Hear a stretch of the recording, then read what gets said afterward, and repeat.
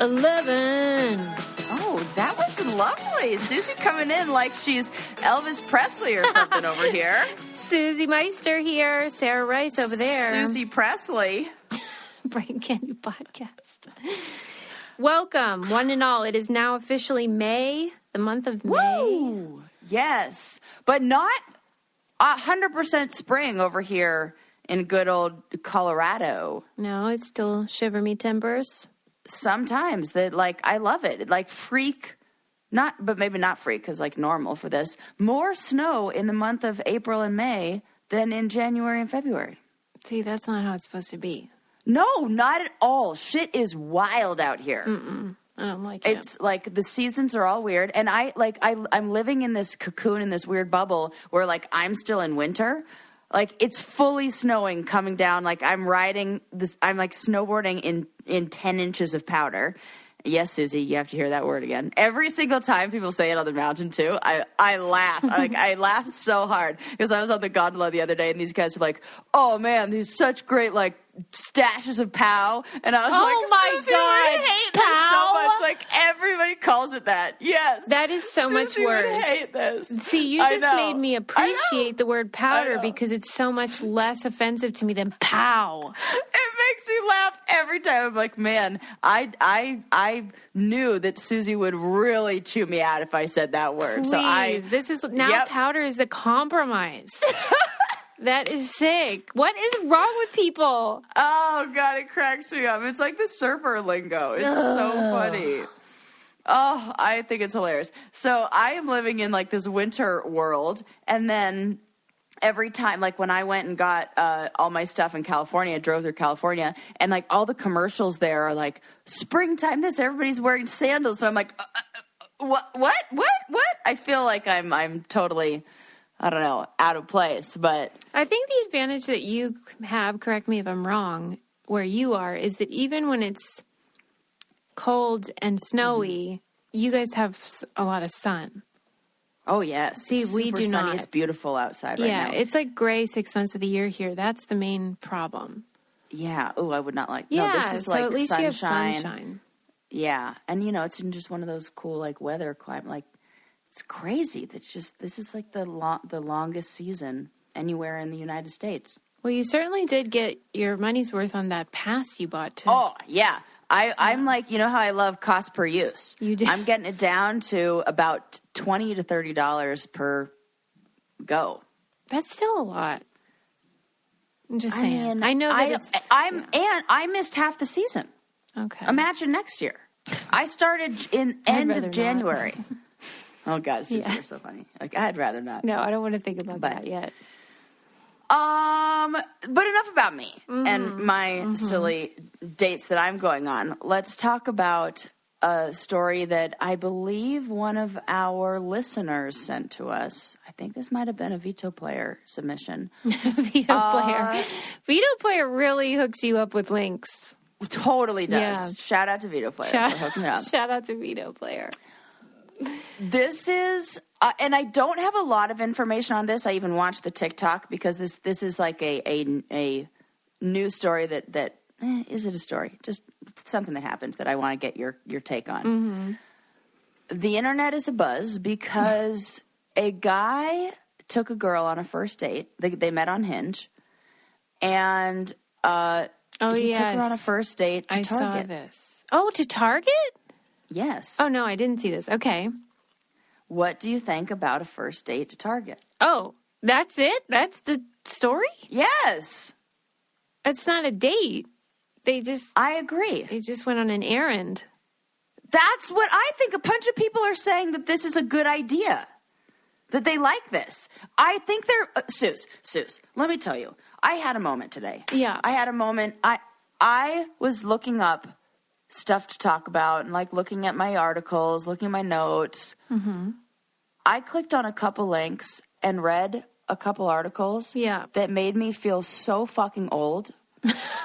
Really? One that was talking about cringe, is it good to be... And I had to Google words in this article. No. And I was like, this is written to somebody that is not me.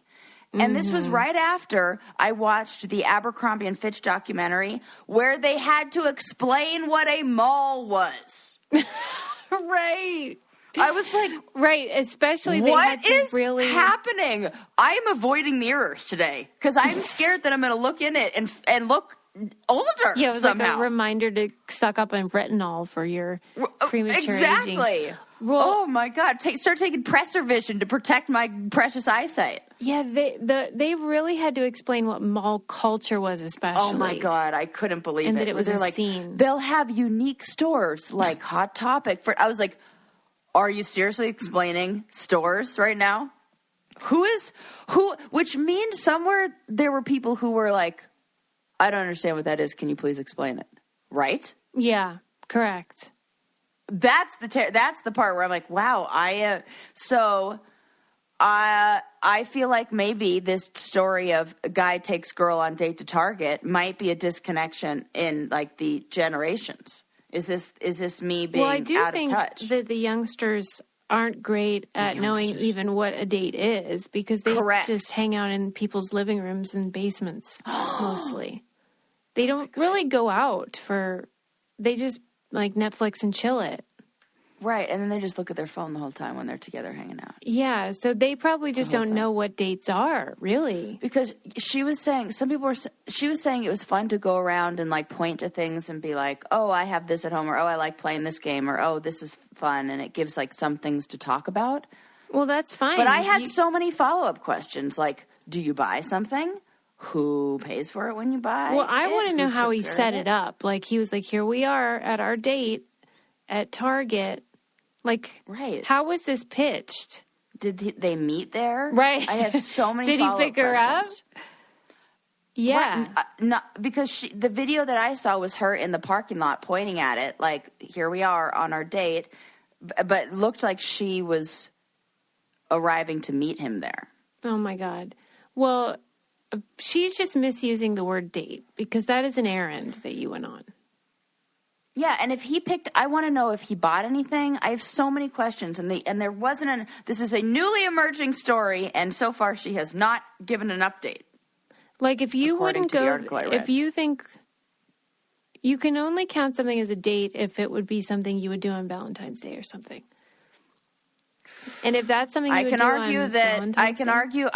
argument. That depends on how long I've been together. Because if somebody were like, you'd go to guess Target? what? For Valentine's Day, you get, oh, there's a spider on my window. Hi, spider.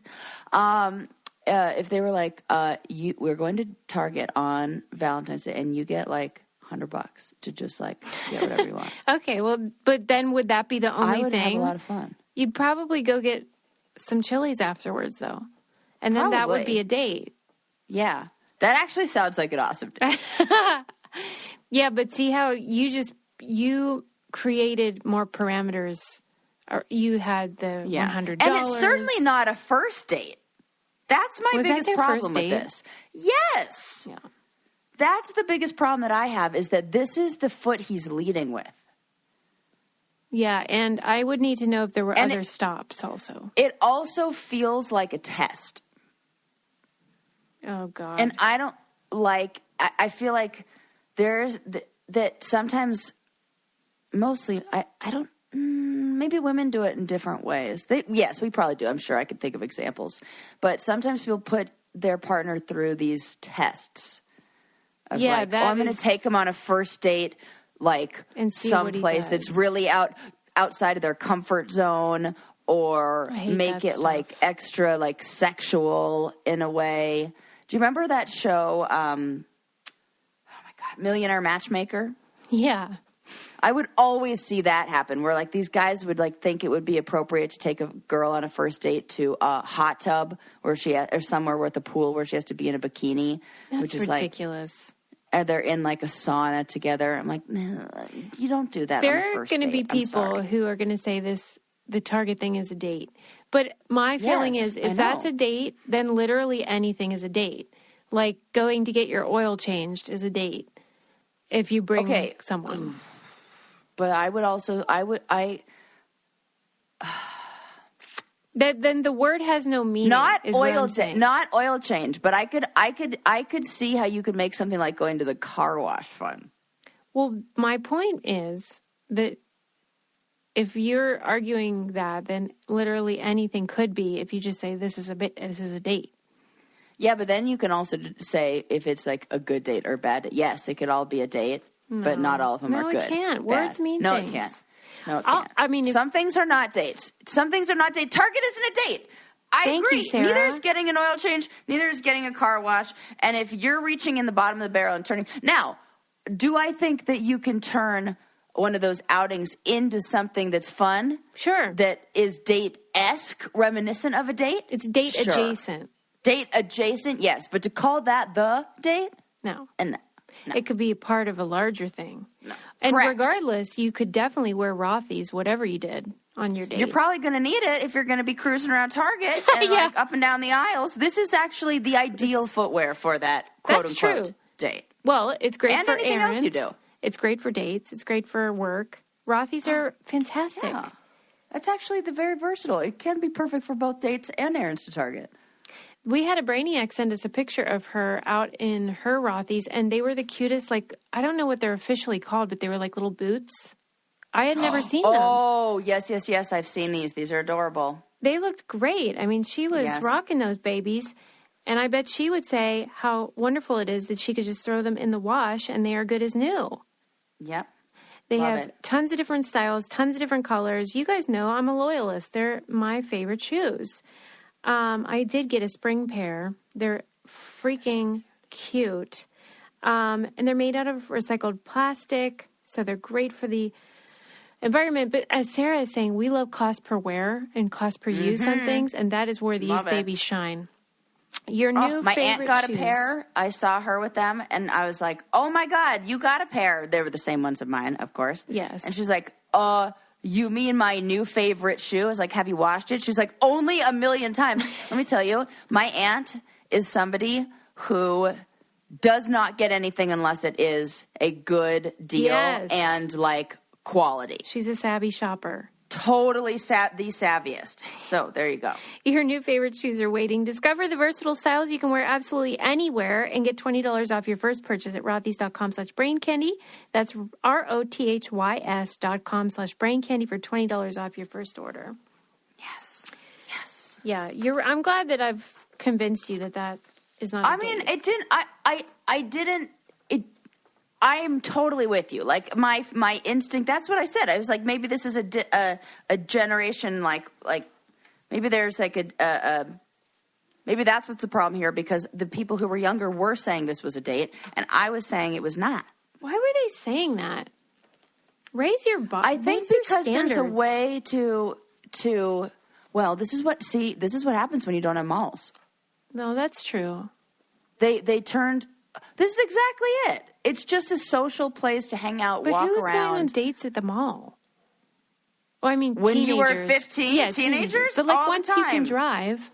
This girl was on Hinge. She probably didn't. She wasn't much. She probably looked like she was early 20s. Yeah, that's you know. I know. You're out of. You're right. No. You're right. And he definitely shouldn't be doing it. And if any man, could you? Okay. Imagine we're like back in time, but we're like older. Imagine a guy you're like 24 and a guy takes you on a date to the mall. Right. Ugh. No, that is Predator vibes. The first and last date. Predator vibes. For sure. Yeah, absolutely not. Yeah. That would be the last date. Anyways, okay. Yeah, good. See, I'm glad. But I did read a bunch of articles that made I was like, what? Well, I mean, we are old, and I am way older than you, so imagine how I feel. Like, the word cringe, and, like, being like, oh, I'm like, oh, my God, this is so cringe. They're like, yeah, is being cringe really a good thing that we should lean into? Oh, boy. And then they explained, I was like, wait, what? And then they explained what cringe is, that cringe is like dancing to the beat of your own drum, essentially. And I was like, this is a new concept that we're selling people on of, like, no. Being yourself. Stop. Why are they equating originality with cringiness? Don't be stupid. And like not caring what people think is cringe, or like It can was very bizarre. It can be if what you think is cringy. I felt because cringy to me is like makes you cringe. Like it's I'm not thinking of the word in the right way because I'm old, Susie. No, they're wrong about it. You're right.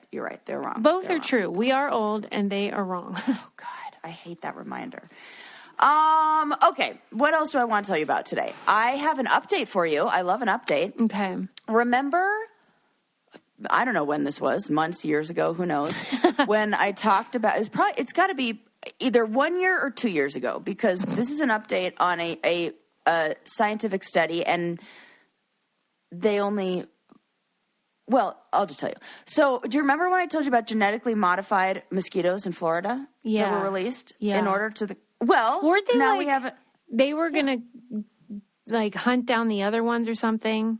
They carried a gene that when they impregnated the females would make it so that their offspring could not procreate. This was exciting. We were very happy about it. Very exciting. Yeah. Researchers were like, oh my gosh, this is so good. Yeah. Well, great news. Like, it worked. Okay. Yeah. But with such major asterisks made it what happened? Okay. What went wrong? So they were successful. They were able to it absolutely reduced populations. Mm-hmm. But the mosquitoes' genes are so strong. Oh, that's my own quote. That they went back to normal. They in 3 generations. No. You know how long 3 generations is? It's like 3 weeks or something. 3 months! I was like, that's not useful. That's like, there are mosquitoes in May, no mosquitoes in May, and then there are mosquitoes in August. Like you said, I understand that many people will be saying, because they talk about how the kind of mosquito that this attacked was so this mosquito, which I have no idea how to pronounce the name, it's like AOE, some N, something, something, something. I'm not even going to try there. But it is only 2% of the mosquito population, but makes for 100% of the mosquitoes that give people diseases. So it is very important to get rid of this population. But, yes, 3 months is good, but really? 3 months? No. And how do they, I was that's a little... Is it that... Come on. Why? How does that happen where it comes back so fast? I know, right? That the genes, I don't know if they're I don't know. I have no idea. I can only speculate. I'm sure the actual article goes into it. You know, I read the summary of the scientific article. I didn't read the scientific article. I'm always questioning the value of various species and being Correct. Why do we need them? What is the freaking answer with mosquitoes? Because they kill more people than any other animal. It's got to be there is no good parasite that comes from what? No. It's like a parasite. It's just to destroy. I don't know. I don't like them. I'm highly allergic. I would definitely die. And I'm like a mosquito. I'm basically one of those neon lights. People enjoy going camping with me because they won't get bit. Wow. They come to me. That was the running joke on the challenge houses. They're like, oh yeah, if you sit next to Sarah, you won't get bit by mosquitoes because they'll all go to her. Ew, so I either emit more CO2, which is gross because it means I've got I don't know, stinkier feet or something. I don't know. Or more heat coming off me, or it has something to do with, right? Isn't that it? Didn't we learn before that it has to do with whatever scent you emit? Nasty, yeah, and stinky. No, I don't think it necessarily means they're stinky. I don't think it necessarily means you're stinky, but it does mean that whatever chemical your pheromones produce is appealing to those jackasses. They love it, and so do men with beards and ponytails. Is that who you attract in general? Well, that's or just the one. It's wonderful. Okay. Yeah, but I'm just curious if this is a running theme. I think if they look like a Viking chances are they'd be into, like, you know, I've described myself as sturdy before. They are into sturdy. What does that mean to you? Lady. Tell me what that means. Like, if she's not going to fall over if there's a strong breeze. Like, she's strong, like a sturdy oak tree, like so reliable. Is it like a sturdy physical and maybe trait bottom though, heavy. or a personality? Maybe a little both. Really? Yeah. In stature and yes, correct. In personality, she could swing an axe. Like, okay, yeah, huh? Good to know. Like, I don't want to be called a battle axe, but I would like to be called somebody who could swing one. Right, you're good with that. Let the record show. You're good with this is how I'd like to be referred to. Do you like to be referred to in that way? You like being a sturdy woman? I would like to be. Yeah, I mean, like, if somebody were like, "Oh yeah, she's like," that is. I do not want that. I mean, I wouldn't mind it. I wouldn't. Sometimes I think it depends on what mood you catch me in. Yeah, right. I think there's sometimes I'm like, oh yeah, I'd like to be like soft and delicate. And other times, yeah, like, nah, sometimes I really lean into like the damsel in distress routine because you know what, it just is easier. It's just easier. You know, I'm like a challenge final. I'm like, you know what, just pick me up, whatever. Just make me. I don't have anything to prove here. Oh my God, that's funny. Okay, what other stories do I have for you? Well, would you like to hear? What? Think about it, and I'll tell you a story about vitamins, which is that... Oh, yeah. I love taking my ritual vitamins. I'm very proud of myself because I'm still taking them. I am very consistent with it. I keep asking my mom, because you know how, like, she really knows a lot about nutrition, and I'm always like, what do I need to be taking? She does. I mean, so she's good for that. So I follow her directions. And I love my ritual vitamins. They're very easy on the body and they taste good. But they have protein shakes now too. And they are plant-based and they are yummy, nice vanilla. If you are like a person that's working out or maybe you just like taking a shake in the morning for your breakfast, these are great. I think you guys will love them. And then they have 3 formulas designed to meet your body's changing protein needs. So you should check them out, see what works for you. Ready to shake up your protein ritual? Our listeners get 10% off during your first 3 months at ritual.com/braincandy. Ritual even offers a money-back guarantee. That's what I love. If you're not 100% in love, they will sort it out. Visit ritual.com/braincandy today for 10% off your first 3 months. Yes. Yeah. And don't worry, I updated my address, so now I got it all figured out. Thank you for now. Those of you who are worried. For now, who was worried about that? Nobody. Okay. No, I'm here for a while. Okay. I'm putting down some roots. I hope so. I love this place so much. I'm so happy. Gosh, it's so sunny, and like I wake up happy. And I feel like I'm the only one in my neighborhood who utilizes the outdoor space. So it feels like I've got this whole park in front of me just to myself. I love that. That is really nice. Yeah, so. That increases your quality of life for sure. Absolutely. Mm-hmm. Okay. What else do I want to share? We talked about that guy who took that girl on a date. Ugh. Would you like to know an animal of nightmares that is just the most terrifying thing ever? Oh, man. Or... would you? I have so many here. I already feel like we already talked about mosquitoes. I mean, that's my nightmare. Oh, no, this one's worse. Okay, or what? What's the other option? Oh, well, I'll just tell you now.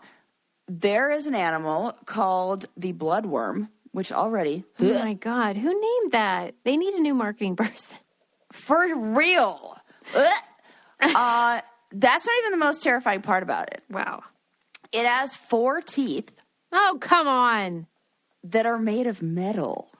What do you mean? I mean exactly what I mean. They're made of a copper alloy. They're about 10% copper, and the other part is like keratin protein, like the same thing that. This sounds like something in the Marvel universe. Susie, it looks like something in the. Don't worry, I saved the photo to send to you because all of you guys are going to Google this right now. It is, and so it's a tuber. It's an animal that lives in the ocean. And so, like, those good, don't worry. Oh, get ready, get ready. I'm warning you. I'm warning you, but I have to send it to you anyway. Let me see. Oh, my God. That's the tooth close not up. okay. my God. What it looks like is it looks like a finger. That is generous to say that's a finger. Tip replaced by 4 I mean, teeth, it looks like a penis, like really. Or like a really penis? Scary penis. More than a finger, I would say. Because of the redness. Well, okay, and so that's why it's not even called a bloodworm, because you think like, oh, does it suck blood? No, it's the skin is so translucent that you see through it. Which, penis, Yeah, it does. But like the claws at the end of it, like the teeth. That is so crazy. The reason why this came up, and it grows up to 35 centimeters. Wow. Which I think is like, I want to say 9 inches. Does it have a brain? Like, this seems like not... Oh, that's a really good... I mean, I'm sure it's got some sort of, like, central nervous system. Yeah. Yeah. Let me see. How much big is 35 centimeters to inches? I think I'm right with that. Too big. No, it's big. Ew, it's 13... It's a foot. 1.2 feet. Mm-mm. I was way off. Why does it have teeth? Is it 3 inches eating? off. So, it uses those teeth to eat. But the reason why it came back up in the news recently is because, or like the reason why it's in the news right now is because researchers have just discovered how the animal creates teeth out of metal. Yeah, I want to hear this. Well, I'm like mad about it. Why am I mad? I wish I knew the detail, like that, because it's like a very scientific process of like how it. But what they said is it basically extracts like the metals from the environment and from the earth around it. Yes. So it pulls up these metals in the earth and in like the dirt. Yeah. And then sends them to that part of its body. And combine it builds it with other proteins. It's a combination of chemical simplicity and functional versatility. And they say it holds a tremendous potential for bio-inspired and natural material processing. Let me ask you I something. feel like this is kind of like the future of learning how, in the same way we like silkworms, we're like, oh yeah, we should like that shit's good. This is kind of like that shit's good. How do they do that? Yeah, we should do it like that. Here's what I want to know. We're burning through resources over here. Yeah, what? So let's say you discovered this creature and you take a look at it and then you're trying to identify its parts and things. If you just saw those things. What? So gross. How do they decide that those are, quote, teeth? Oh, it's got to be how they eat. That's the way that they chew, No. I feel... Yeah. No. They're not chewing with those things. They're all separated too far apart. I wonder to know... They squeeze. What? Oh, they squeeze? Yeah. Oh. I feel like you could easily also refer to them as like hooks, like a hand. Yeah, okay, true. They've also been called fangs. Fangs. Yeah. Because I would not think, those are teeth right there. They're carnivores. They grasp the prey with that jaw. That's why I think it's a hook hand. And also, I did not know this until I clicked on this link about them, that it's laced with a paralyzing venom. Oh, the tooth? Yes. All right, well then that's a tooth. Yeah. Okay, it says that they emerge to grasp their prey in their fearsome jaws that are partially composed of copper and laced with paralyzing venom. Yeah, I can see why they call them fangs then, too. Yeah. Okay. And they usually fight using their jaws as weapons. See, it's a hook hand / fang. It's kind of a hook hand. I think you're kind of right. They're like beating people up with it. Yeah. I don't like that I live on the same earth as these things. Yeah. I have to sneeze. Excuse me. Are you glad we don't? That was a good one. Like, I just can't be bothered to edit that crap out. So you just no, don't. Our listeners just have to listen to it. And like my one hand was taken up fixing my headphones, and the other hand was taken up scrolling through this article and trying to avoid pictures, so I couldn't cover my mouth. You could have really used a hook hand at that time. I could have used a hook hand. But also it totally reminded me of if you are part of our book club and you read Project Hail Mary, they talk about an alien creature that has a body made up of metal alloy, and it just felt like it matched how one of the things I love about that book and that writer is that everything is like scientifically accurate, like could happen. Yeah, I hear that. And so when I hear about it, sometimes you're like, no, an animal couldn't be made. And you're like, oh, fuck, no, an animal could be made of that. Metal jaws? Mm-mm. Come on! No, I don't love it. And I watched the, which, by the way, is fantastic, the new show on, I think it's on Disney Plus, maybe, that is about our national parks, and Obama narrates it. Yeah. It's so good. Is it, though? What's good about it? You didn't like it? No, I didn't watch it. What is good Susie, about it? It's so good. The animals in there are going to... There were so many facts. That thing is jam-packed with cool science nature facts. So much. So do our listeners. They're going to absolutely love it. Like when you loved that tour guide on that bus that you rode recently because he was telling you about facts. On the train. Friggin' facts. Yeah. That were under... Yes, friggin' facts! That we were driving underneath 400... or 4,000 feet of pure granite. Yeah, right, I remember you love the it. facts, You can't get enough of it. You know what? There's got to be... This is where I think, like, you know, that kind of comes up where I have a higher score than maybe the normal population on, like, spectrum disorder tests and things like that, assessments, because I find some comfort in facts. Yeah, you do, and I prefer analyzing human behavior.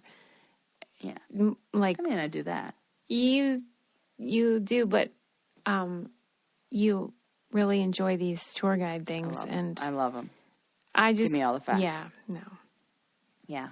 Like there's one episode on the Monterey Bay aquarium, like area, or not aquarium, but like Monterey Bay and Morro Bay, and like that is a whole national park out there, and you see the jellyfish. My whole point of this was saying like that aliens are real, because when you see jellyfish in the bloodworm, yes, I was gonna say like when you see this, and then I got caught up in how great the documentary was, or how great that show is.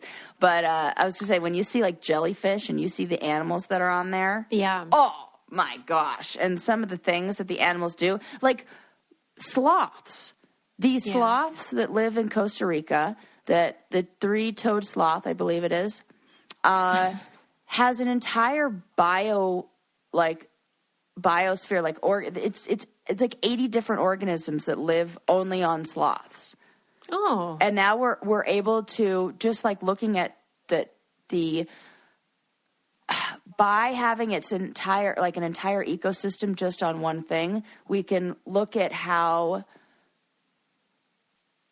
different, in a way, like predator and prey respond in their environment, and how like the host and the environment interact together. And we're getting cures to like freaking cancer from this. I'm not kidding. No, I'm laughing about freaking cancer. Just freaking cancer, man. Yeah, it's so awesome. So I just love that animal. You know, and you know how I love my a mantis shrimp who has the eyeballs that help us detect cancer cells. Sure. It's like all the answers are right there.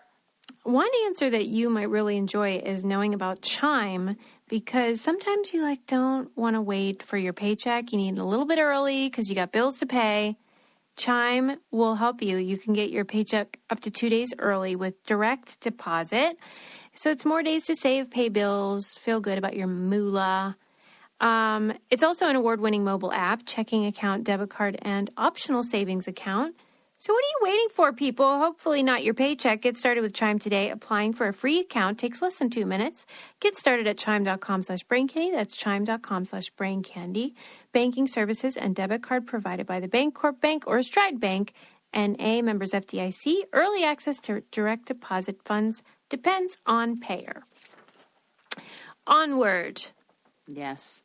Okay, so that's the animal of nightmares that you're now going to Google. That is a nightmare. That is. I agree. Oh, it is. Because, what good does it do? Yeah. Here I go again. 1.2 foot long worm, essentially. Yeah, why do we need that? That has... it almost looks like Did you ever see the movie Tremors? Oh. It's like that. Yes. Is that a Kevin Bacon? I think it is. Yeah, like early Kevin Bacon. I want to watch Tremors today. It's a cult Too bad classic. it's not 420. That sounds like a perfect smoke weed and watch Kevin Bacon movies. Yes. Maybe while eating a bacon hamburger. Oh my gosh. What is a bacon hamburger? I don't know, like a hamburger with bacon on it. I'm just trying to involve bacon in the situation to make it more like funny. Like a Baconator. Yeah. You know, at Wendy's, I think they have those. Yeah, something like that. Yeah. Which, like Sarah knows how our kitchen is being renovated. I mean, you know I love fast food, but I have had enough. Yeah. Do you feel like your body is holding fluids in a weird way? Totally. Yes, that's how I felt when I drove from Denver to California and back, and I was like, the only thing that is available to eat are like, salt. Yeah, and that's it. Salt with some bread and gluten. That's it. Maybe some sugar. And you know how there's those people? I remember there was one guy who ate a Big Mac every day for like 50 years. That was his thing. They've got to feel so unhealthy. Yeah, but like they just can't get enough. They never get sick of it. It's comforting to them. It's fascinating. I think I can't relate. You have a theory. No, I don't like that. No. I mean, like, I enjoy having the same meal like every day for a week. Right, yes, right. I do find, but there is a way that my body feels if it's not the right meal. Mm-hmm. I also got hooked on hamburgers one time. That was not You're kidding. How long did that last? Like a week, Suze, maybe more. Every day a hamburger. Yeah. Oh God, don't talk. It's okay. It was There's a no low shame. point. It was a low point. Was this recently? A low point for me, high point for my sodium. Right. And it wasn't even about like it being like, it was about just how my body felt after consuming that food. Do you think it's psychological though? Psychosomatic? Maybe, but sometimes you just like want a salad real bad. That is so true. Where my body's just like crying for vitamins. And then at the same time, it's like, give me a hamburger sometimes. Yeah, for sure. And I like listening to those cues, but I can't relate to these people that just like need it every day. Same thing for years and years and years. No. He found it comforting though. I think he felt like the McDonald's was, a second home for him. Because he was going he was going to the restaurant every day. Oh, that's for sure it. Mm-hmm. Yeah. This guy. But I still don't understand the guy who ate macaroni and cheese. Remember that one? No. There was a guy who ate, we talked about it a long time ago. Yeah. And the biggest problem I had with it was that he was eating it out of the pan with a spoon. Yes. Which was like the wooden stirring spoon. I was like, oh, hell no. Yeah, because it was you deserve better. You can eat what you want, but put it in a bowl, sir. Yeah, because it does change the experience. Yeah. Like if you eat it over the sink, it's not going to be as good. You know how bachelors do that? Oh, gosh. Because they don't want to dirty a plate. Important. It is important to sit. I find that I enjoy the meal more. You can be more, you're not very mindful when you're moving through that. Yes, that's so true. And it's important to be mindful. I would love to know if we have any brainiacs who have a food thing like that, where like every day they have to have like 3 peanuts or something. 3 peanuts? Like a ritual, some kind of like every day I must have. Okay. That's just like a random one. A piece Why'd of Kraft. you go with 3 peanuts? It just popped into my head.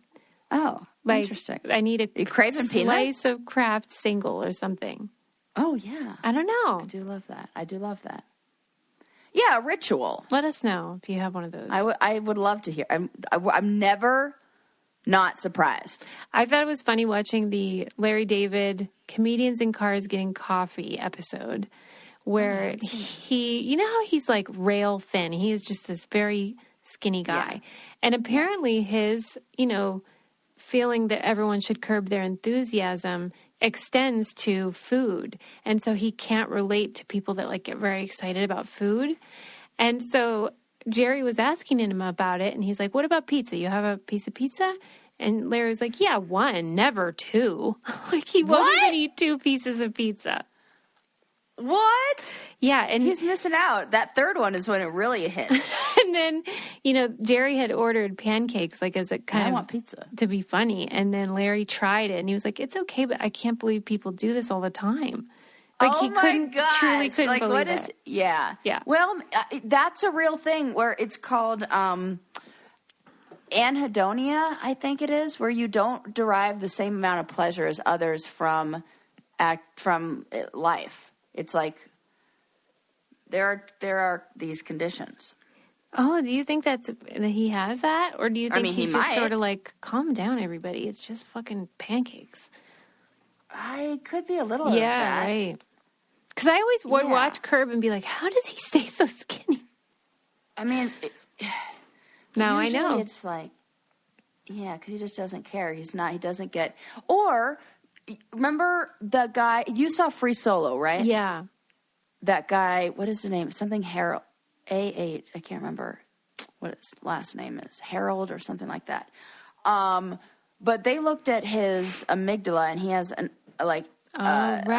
under functioning. That's why he needs like extreme sporting. And he doesn't get the same physiological like brain activity, the same stimulation, the same regions of the like different centers that are involved in like pleasure and even like. Riddle me this though. It could be we don't have causation. Like maybe if you participate in these extreme sports for long enough, then it dulls it. Yeah, which is how I feel about having done the challenge. Now everything kind of feels a little more boring than it would otherwise. That's like anhedonia is like the extreme like being that's and it can agree. cause like addiction and all sorts of things where you're chasing the inability the wind. to derive pleasure because you're trying to fill that.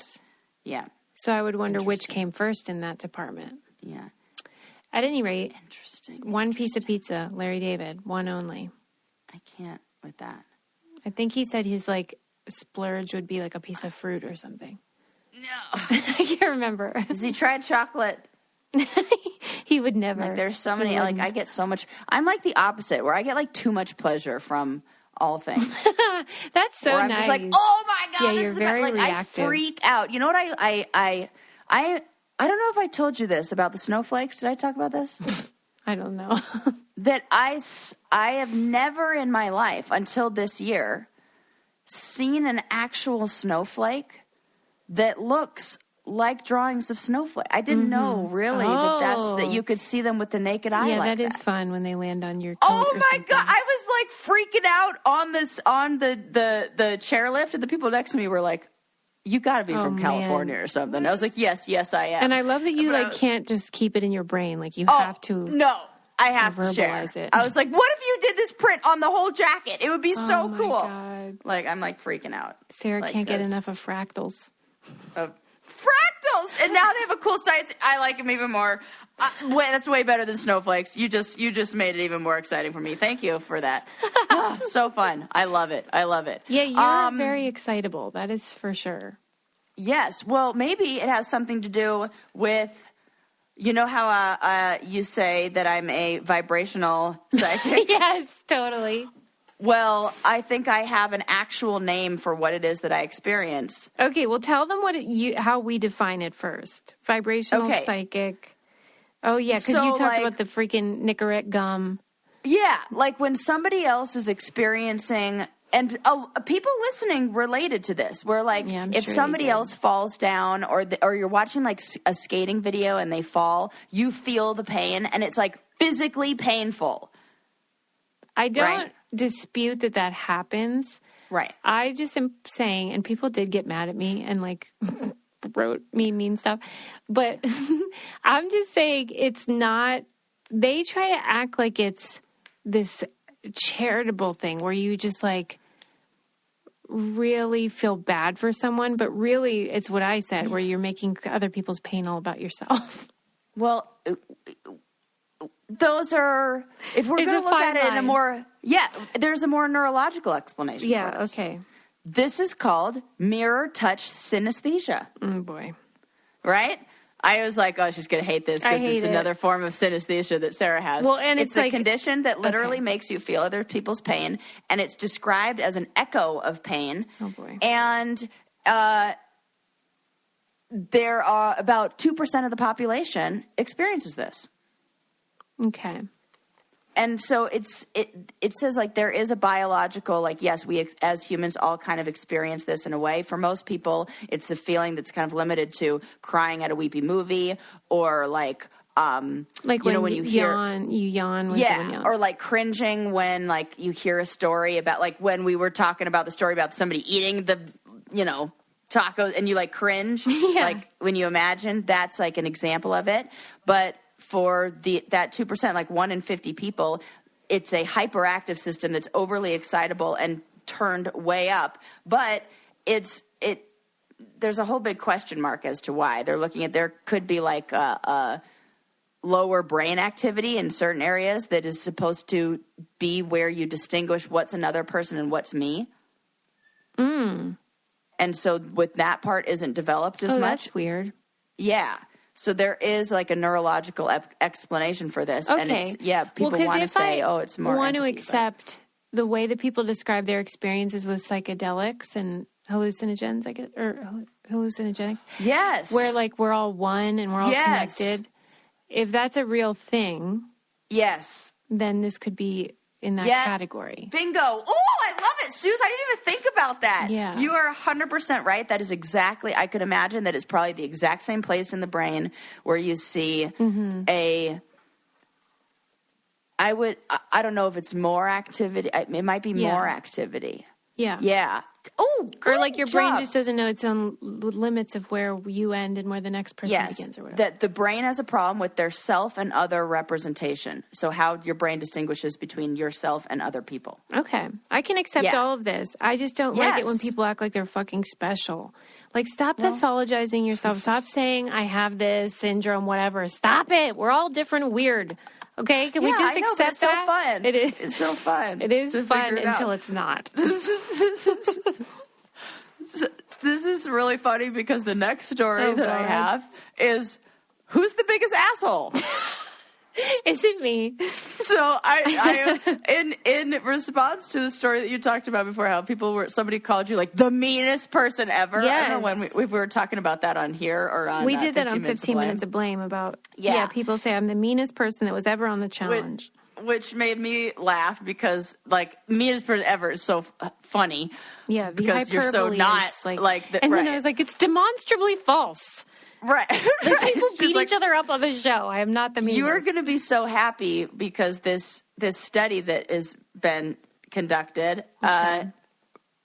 backs you up. This is my time to shine. Okay. Yes. So there was a study that was recently done where researchers wanted to know if there are personality traits that people who we describe as assholes or we see as assholes like embody, like what makes somebody deserving of the title asshole. Yeah. So all right, I'm to into start this, and they were looking at the 5-factor model of personality. So like extroversion, agreeableness, conscientiousness, neuroticism, and openness to experience, like standards. So one of the things I loved most about the study is that they first asked the participants who the biggest asshole in their life was. Like that they knew personally. Yes. Okay. Yes, that they knew personally. Like their experience. Like, who's the biggest asshole that you've encountered in your life or that you know? And it did not take a lot of, like, people knew pretty quickly, like, oh, this is the person, the biggest asshole. And this is what the article, I'm going to quote the article here. Oh my God. No surprise at all, the typical asshole, according to science, is a man. Is a middle-aged man that is either a current or, for more likely, for obvious reasons, or former romantic partner, friend or family member, boss or coworker. I'm writing this all down. Boss or coworker. And did they say that he's white? Because he is. He 100% is. They did not say that in here. Yeah. But come on. A middle age. That when is you the describe right answer. what they. So when you describe what traits they hold, that kind of like says it, speaks for itself, right? So what makes somebody deserving of the title of asshole? Yeah. They found that it came down to a couple of things: high anger and low agreeableness, Yes. And on average, the assholes are seen as bigoted, self-centered, impulsive, and irresponsible. Hold on, I'm writing this all down. Okay, high anger, low agreeable. I love when Susie gets excited. About This is my favorite thing you've ever talked about on the show ever. Okay, tell me the other ones. Low agreeable, then list those things. They were high anger and low agreeableness. Yeah. And then the average asshole was seen as bigoted. Yep. Self-centered, impulsive, and irresponsible. Wow. And one of the biggest things is that they didn't care how people saw them one way or another. Yes, exactly. So this is the good news, Suze, that is the biggest takeaway that I want you to remember from this article. Mm-hmm. If you're just asking, am I the asshole? The answer is no. That's right. That's like if someone calls themselves crazy. Ask that question or give a fuck. Yes. Or the people who are bad moms never say, oh, I'm worried about being a bad mom. So I always say to my moms who are like clients and friends and anybody who's a human that is a mother who's like, oh my God, I'm probably a bad mom and I'm doing it wrong. And I'm like, the fact that you're worried that you're a bad mom shows that you're not a bad mom. Yeah. That is true. And to me, the rub is they do not care what people think. That criterion that you mentioned about assholes, because you know how we often say, why do I care so much what people think? And we see it as like this problem to solve. Oh, Suze, what a good point. There is a good thing about caring what people think, and it shows that you are considerate, at least somewhat, and want to follow social norms, which these bozos don't really care about. Yes. They just do whatever the fuck they want. I hate this guy. Yeah, right? This white guy. This is like, I love, like, the article said that, not me. And the women that I know that would fall into this category. And they even wrote in the article, like, don't get mad at us. This is what this research says. But because the only person getting mad at this is the asshole. Okay, but are they? Because, like, do they even know they are? Nope, they don't. They're reading that going, not me. I wonder. Next time I meet an asshole, I'm going to ask that person who they think is the biggest asshole. Because I want to know who they see as an asshole. That's a really good idea. Because, like, it's kind of like, okay, those where somebody will, I don't know, it's kind of like a psychological or like a sociological experiment. Like, say you want to find out what kid took the cookie out of the cookie jar. You say, we interview all the kids. What should we do to the person who took a cookie out of the cookie jar? Mm-hmm. What's our punishment? And the kids who didn't do it will be like, oh, you should be grounded. Oh, definitely. And the kid who did do it was like, well, we should probably let him go. I mean, it's like, no big deal, right? Is that true? Oh, for sure. Yes. That if you ask, and I think it works with adults too, that like people, like criminals, like, what do you think we should do to a person when we can, that the person who is guilty will list the least severe sentencing. Obviously. Right. Little. Like if you said to, like, Johnny, who's the biggest asshole you know? Yeah. I think he would name one of his ex-girlfriends. No, I think he would name some. Like if he'd name Wes. I think he would name somebody who, like, I would wonder how he would, because I think, how they're like, oh yeah, this guy's an asshole. Like he sees it as almost a badge of honor. Oh. Do you think? I think there are these males who are like, yeah, he's like, who see that as. Well, yeah, because I do think like Wes and Johnny would describe each other that way, but then they kind of like each other. Yes, this is what I'm saying. Or like, oh, that guy's an asshole. Like that is so true. It's interesting. Sure is. Fascinating. Interesting. Who did this study? Do you know? Did it say? Oh, Or where did you read it? Yes. Oh, I read it. Where the hell did I get it? Let me see. If you sent this to Sarah, please tell me where it is because I need to frame it. I think I found this in like that ifuckinglovescience.com. Oh, okay. Yeah, it's either that or Vice.com. One of the two of those. Those are usually my go-to kind of like sources. I mean, on one hand, okay, you listed off these traits, which of course we all know that's what an asshole is, like, bigoted, self-centered, whatever. But just when you see the list and you can think of the person, and it's like, yep, that's what they are. Yep. This was enlightening. It's important that, I can just copy. Let's see. I'm going to find out where that was, because it was definitely a good one. It is. Yeah. I'm glad that the scientists are doing this important work for me. Yeah. For my mental health.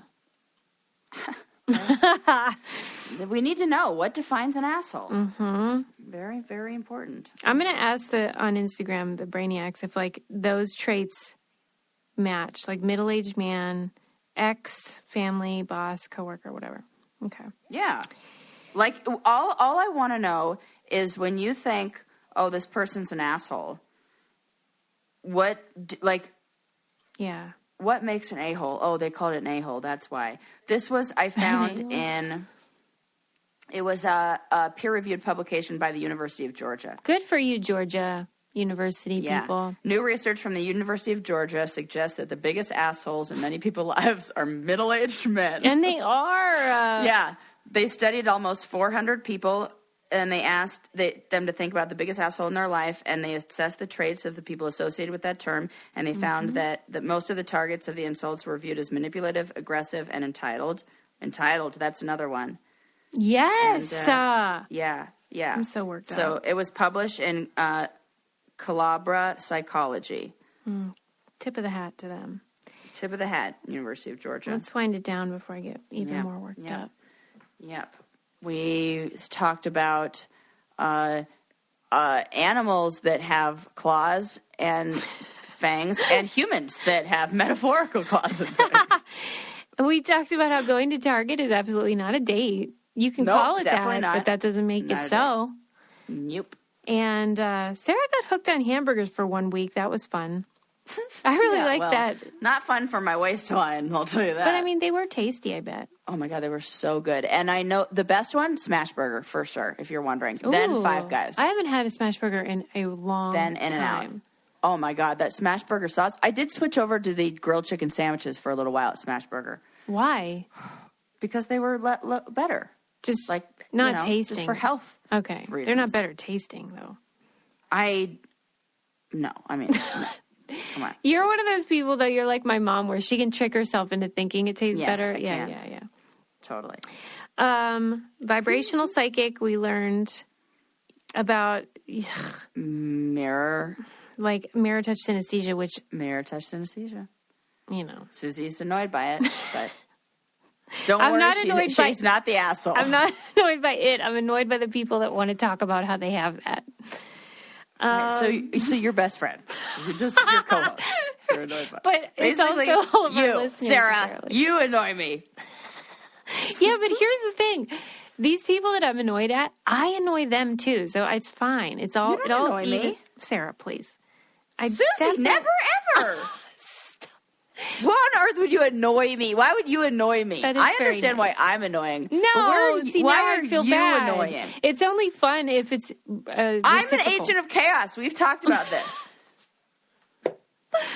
Oh, my God. Sarah's so nice, you guys. Oh, gosh. Who would say that? Who would say, you don't annoy me after I just said you were annoying? You're just too nice for your own good. It's true. You don't. But I can see where you're coming from. But now I know I am also a big asshole, but thankfully not the biggest. Not the biggest. Not even close, because you actually ask yourself the question, am I the asshole? Which makes it so that you aren't we know that you're not. The end. Did you guys leave us a 5-star review, though? 1 star for all of the freaking facts you learned. And you're definitely over 5 today. Yeah, and we do read them, so please say something funny in the review. Yes, you guys are so funny. Subscribe. So clever. Oh, and join our book club and our doc club, because you're missing out if you don't. By the way, I have another blind item for this week's book club. It's a doozy, too. Remember how I had the blind item reveal last week. Yes. Oh my God, people went crazy for that. I love them trying to figure it out. Oh, it's so good. Yeah, definitely join. You can join for as little as $1. Yeah, what are you waiting for? What are you waiting for? Come on. See you next time. Bye.